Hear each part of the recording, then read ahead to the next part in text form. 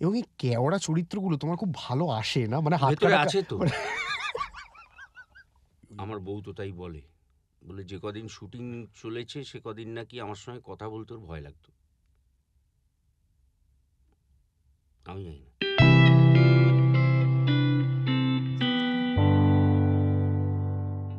কিন্তু আমার মনে হয় অপুদা এটা বোধহয় একটা খুব ইনডিরেক্ট কানেকশন টানা যায়, যে তোমার অ্যাকশন সিন করা, তুমি এখনো, মানে যারা জানেন না তারা বলি, যে সবর সিরিজে অপুদাকে আপনি যে অ্যাকশনগুলো করতে দেখেছেন, ওই ছাদ থেকে ঝাঁপানো বা এই লোকজনকে সব কটা তোমার নিজের করা, তুমি হ্যাঁ। বডি ডাবল ইউজ করনি, না, এটা কিভাবে আয়ত্ত করলে, মানে at this age this fitness?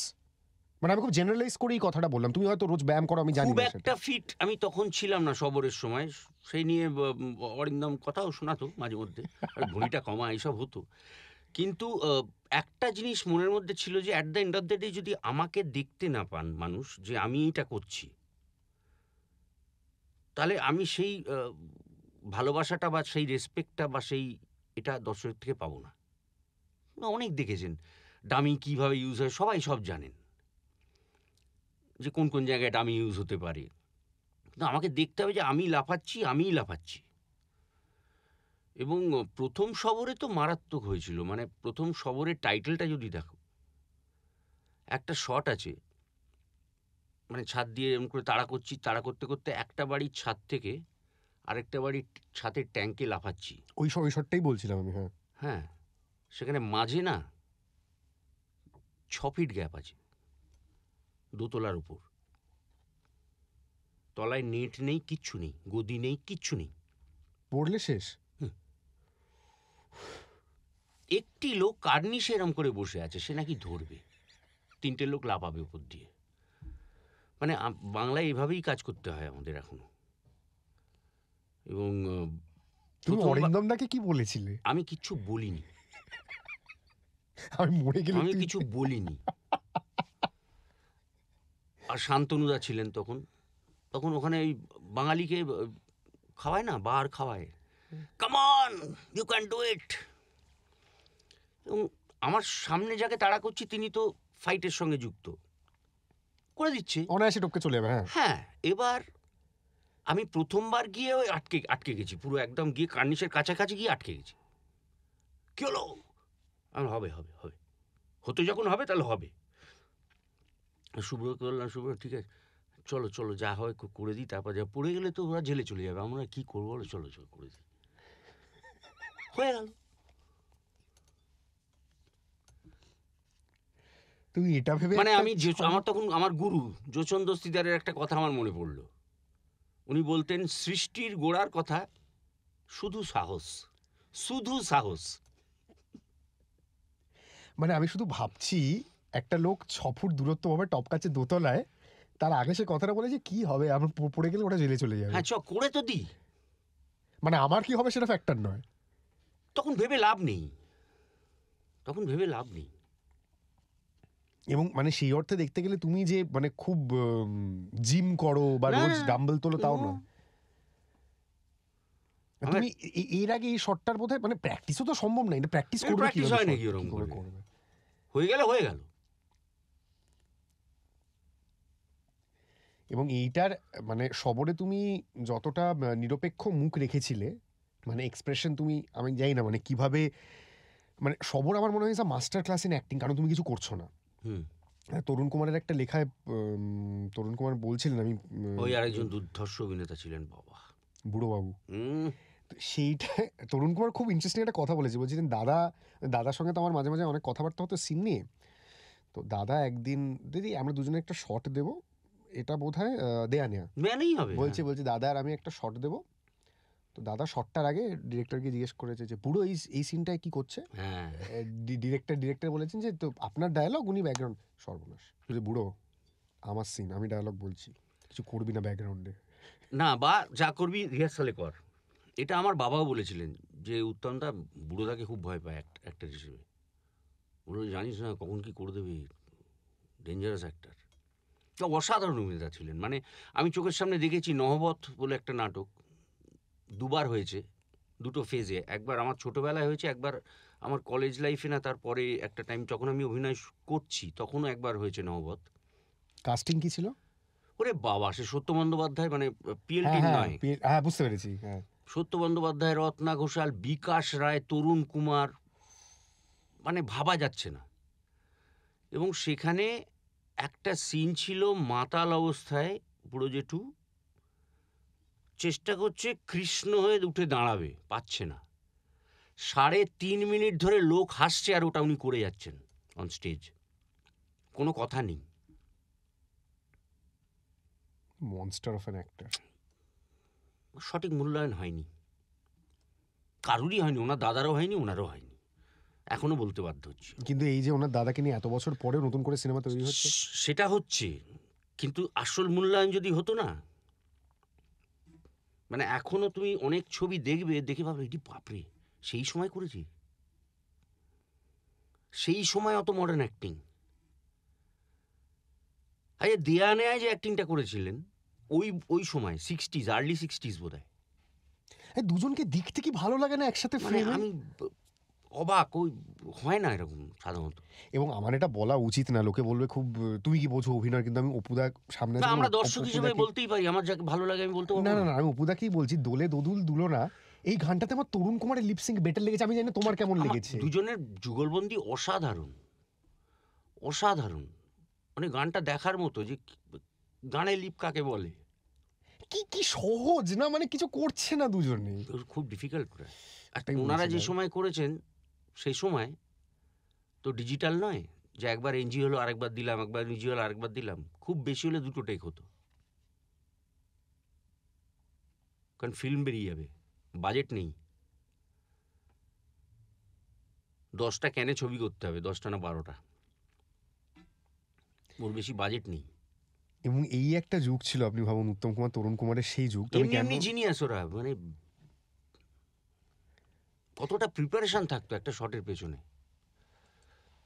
সেটা বলছি না। যে তুমি বলছো এক আকাশের নিচে, তুই বলছিস এই যে প্রিপারেশন টাইমটা আমরা দিতাম, সেটা আজকালকার ছেলেমেয়েরা পায় না, রিহার্সাল করার কথা বলছো বারবার? পায় না। না, কারণ তোমাদের ওই কনফিডেন্সটা ছিল যে যখন শটটা হবে তখন একদম সে তো কনফিডেন্স তৈরি হয়ে যাচ্ছে। তুমি 3 মাস রিহার্সাল দিয়ে একটা থিয়েটার করতে না, থিয়েটার করতে বলছি, ধরো একটা থিয়েটার আগে মিনিমাম 1.5 থেকে 2 মাস রিহার্সাল দেবে, কিছুটা তো তৈরি তো ওখানেই হয়ে যাচ্ছে তুমি।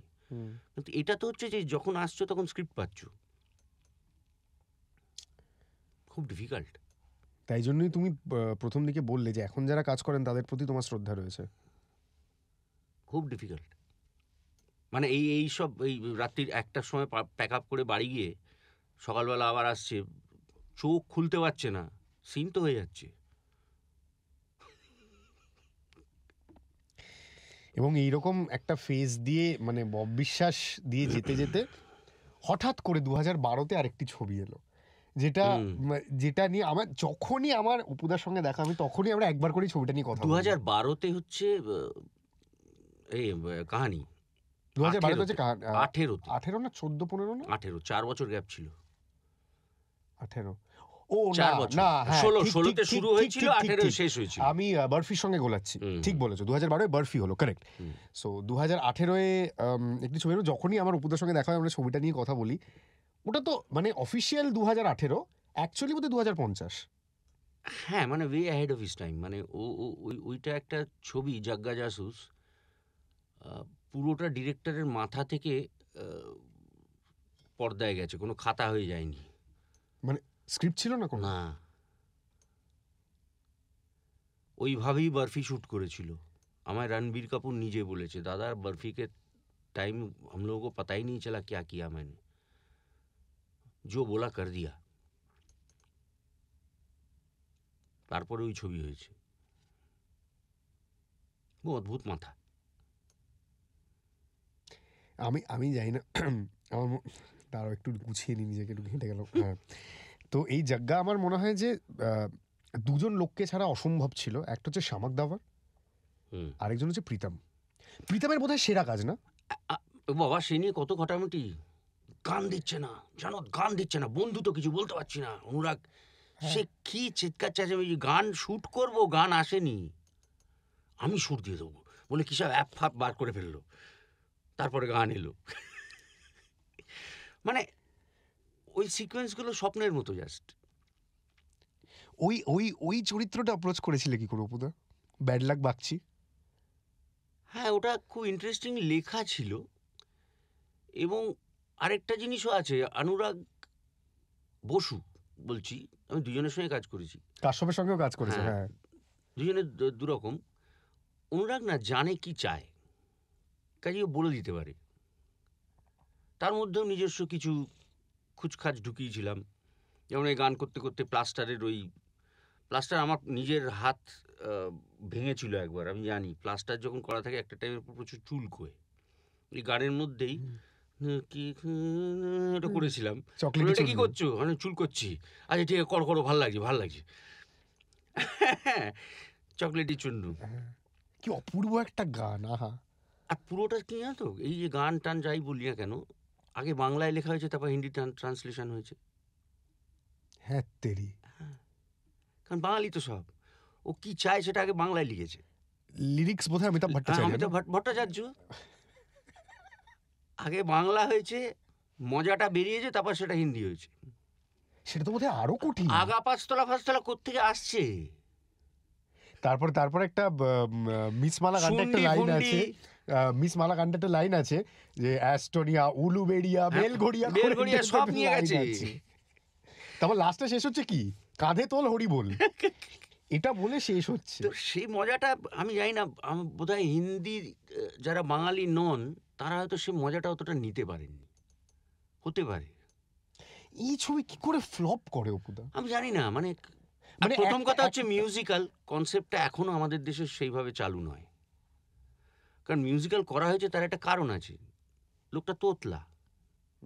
গান গেয়ে কথা বলে। হ্যাঁ, গান গাইলে তখন তোতলায় না, যেটা স্বাভাবিক। সেটা যেটা তুমি ওকে বলো ফার্স্ট সিনে, হ্যাঁ মেরা এক দোস্ত থা, হ্যাঁ, যে হাকলাতা থা। হাকলাতা থা। তো সেইটা হচ্ছে সেই কারণে মিউজিক্যাল। আর কি অপূর্ব গানগুলো হয়েছে। তেমনি রণবীর কাপুরের ভেতরে যে কি আছে এখন আমরা পুরোটা দেখিনি। মানে লোকে রকস্টার নিয়ে বলে অপুদা, আমার মনে হয় জাগ্গা জাসুস ইজ হিজ বেস্ট। জাগ্গায় মানে ও যা করেছে ফিজিক্যালি এবং অ্যাক্টিং ওয়াইজ, গাইতে গাইতে চেয়ার থেকে পড়ে, চেয়ার ওই পেয়ার নিয়ে করে হেঁটে, গ্রুপ ডান্স। আবার তুমি একা ভুল করলে চোখে পড়ে যাবে। পুরো মাপে করা। ওই একটা ছেলে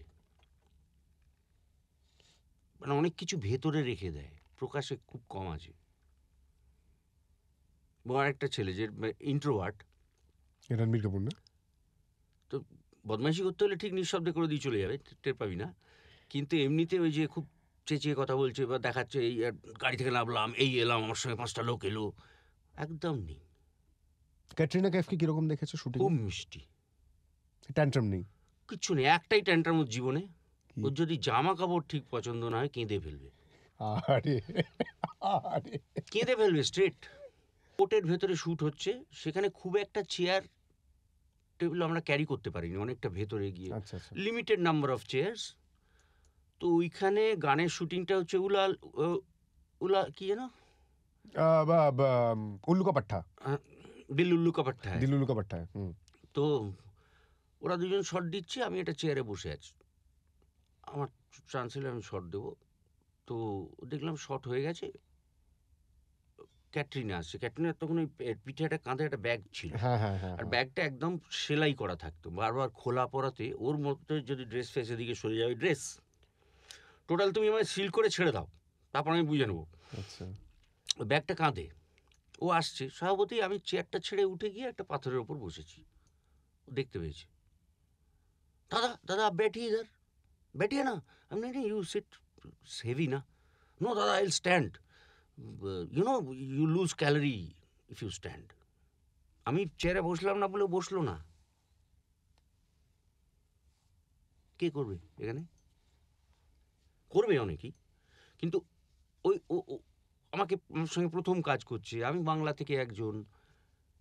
তো আরেকটা জিনিস আমার মনে হয়েছে অপুদা খুব ইন্টারেস্টিংলি, জাগ্গা জাসুসে একটা শটের কথা তোমাকে আমি জিজ্ঞেস করব, যেটায় কাঁদতে মানে হাসতে হাসতে কাঁদো, পেছনে ঘুরে অটো, হ্যাঁ আবার মানে ব্ল্যাঙ্ক ছিল মাথা। হ্যাঁ, ওটাও কাঁদাটা দেখায়নি, কাঁদাটা কিন্তু ওই বডি ল্যাঙ্গুয়েজটাও অপশান দিয়েছিল আমাকে, এটা করে দেখো তো কি হয়। অনুরাগ বাসু। তো খুব ভালো অ্যাক্টারও তাহলে, তুমি যা বলছো। হ্যাঁ, জানে কি চায় সেটা জানে। সেই জন্য তো মাথাটা অত ক্লিয়ার, টোটালটাই মানে খাতায় রাখতে হয় না অত। এতটাই রিল্যাক্সড, মানে আমি গেছি, চুপ করে বসে আছি, আমি সিন দে, ও সিন লেখা হবে, তুমি ছাড়ো না, সিন সিন দিয়ে কী হবে, আমি তো জানি গল্প কি, আমরা করে নেবো, তুমি বসো তো, চা খাবে, আমি চা তো এই খেলাম। ক্রিকেট খেলবে? কি ক্রিকেট খেলবে? হাতে টাইম আছে এখন, সেটটা একটু পাল্টাতে বলেছি জায়গাটা। ক্রিকেট ব্যাট বল বেরিয়ে পড়লো, চান্দিবেলি স্টুডিওতে ক্রিকেট খেলা হচ্ছে, শুটিং হবে নাকি। তো এইভাবে শুটিং হয়েছে একটা ছবি। রণবীরও খেলতো না? রণবীর তখন আসেনি, আমি চলে এসেছি, এইভাবে শুটিং হয়েছে। তাই জন্য বোধহয় ওই প্রোডাক্টটা বেরিয়েছে ফাইনালি, নইলে হ্যাঁ, মানে চাপ নেবার জন্য নয়, চাপ দেবার জন্য। এটা হচ্ছে পলিসি, ভালো কাজের পলিসি একটাই। টেনশন লেনে কা নেই দেনে কা। হ্যাঁ, একদম, নিজেকে হালকা রাখো। গোটা মরুভূমি একটাই গাছ, সেখানে গিয়ে কনসেপ্টটা ভাব, আমি তো সেটা বলছি, কনসেপ্টটা যে কতটা ব্যাড লাক হতে পারে। ওখানে গিয়েই ধাক্কা মেরেছে গাড়িটা, এবং ঠিক তার 5 মিনিট পর ক্যাটরিনার গাড়িটা ওই গাছটাতে গিয়েই ধাক্কা মারলো। মানে আগের আগের গাড়িটা ওখানে ধাক্কা মেরে ছিল, পরে ওটা দেখালো, পরে রিভিল করলো যে একটাই গাছ, দুটো গাড়ি ওখানে এসে ধাক্কা মেরেছে। আচ্ছা, লাইফ ইন আ মেট্রো যেমন সিকুয়েল হচ্ছে, জাগ্গার তো সিকুয়েলের মানে জায়গা খোলা আছে। সূত্রটা দিয়ে ছাড়া হয়েছে, হবে হবে সিকুয়েল হবে। অনুরাগ তো বলেছে হবে, কোনো না কোনো দিন হবে, আগে একটু ছোটখাটো কয়েকটা ছবি করে নিক। তুমি করবে তো সিকুয়েলটা, মানে ব্যাড লাক বাগচি তো চেঞ্জ করা যাবে না নিশ্চয়ই, তো সে আইকনিক এখন হয়ে যে গেছে। ডিরেক্টরের ব্যাপার, সে তুই চেঞ্জ করে দেয়, আমি কি করবো। তুমি সিনেমার এত এক্সটেন্সিভ শুটিং করেছো, বোধহয় তুমি সিরিজেরও এত শুটিং করেছো, টুথপরি করেছো, তারপর এটা করছো, আরো প্রচুর সিরিজ তুমি করেছো। তো কোনটা তোমার বেশি চ্যালেঞ্জিং মনে হয়, সিরিজে অভিনয় করা নাকি সিনেমায় অভিনয় করা? থিয়েটারে অভিনয় করা। হুম। কারণ ওখানে কোনো এনজি নেই, যা হবে লাইভ, আর একটাই মাস্টার ফ্রেম। এবং ভুল করলে স্টেজে ওখানেই শুধরে নিতে হবে। ভুল করলেও কনফিডেন্টলি করতে হবে, যাতে পাবলিক না বুঝতে পারে। কিন্তু একটা সিরিজ আমি বলছি অপুদে, ক্যারেক্টারটা নিয়ে এতদিন ধরে চলা, এটা কি কোথাও মানসিকভাবে কোনো প্রভাব ফেলে? না, তার কারণ হচ্ছে, আমি যখন, আমার একটা সুবিধা আছে, আমি যখন একটা কাজ করি তখন সেই কাজটাই করি, ওর মধ্যে অন্য কোনো কাজ ঢোকাই না। আজ অব্দি দুটো সিনেমার শুটিং একসঙ্গে করিনি এখনো? এখন, করবো না কোনোদিন, আমার অত তাড়া নেই। হ্যাঁ, তুমি মাঝে মধ্যে সব গা ঢাকা দিয়ে দাও, হঠাৎ করে গাড়াতে বেড়াতে চলে যাই, জঙ্গলে চলে যাই, পাহাড়ে চলে যাই, ওটা দরকার, ওটা অক্সিজেন।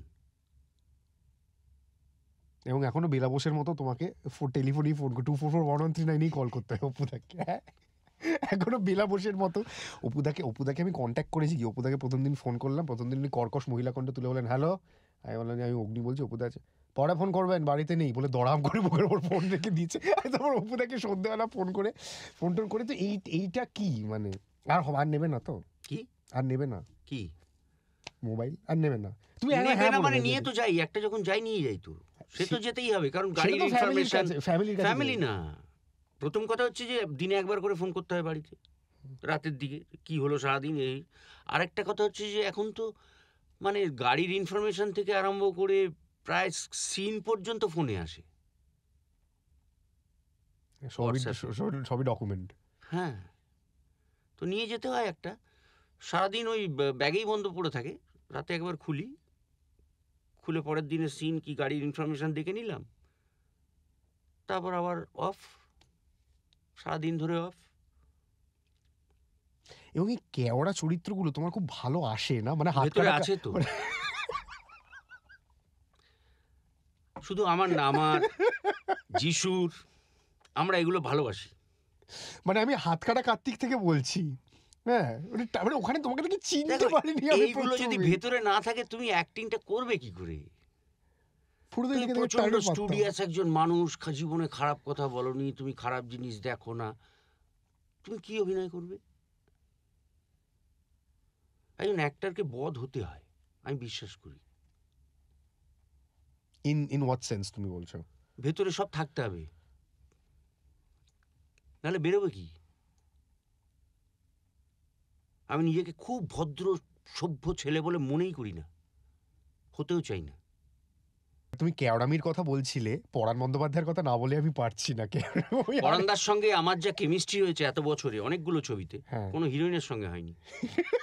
এক্সেলেন্ট। এটা ক্যাচ লাইন ইন্টারভিউয়ের। সিরিয়াসলি, মানে সে যেখানে ভূতের ভয়ই হোক, প্রলয় হোক, ভূতের ভবিষ্যৎ হোক, ভূতের ভবিষ্যৎ হোক, মানে অদ্ভুত কেমিস্ট্রি হয়।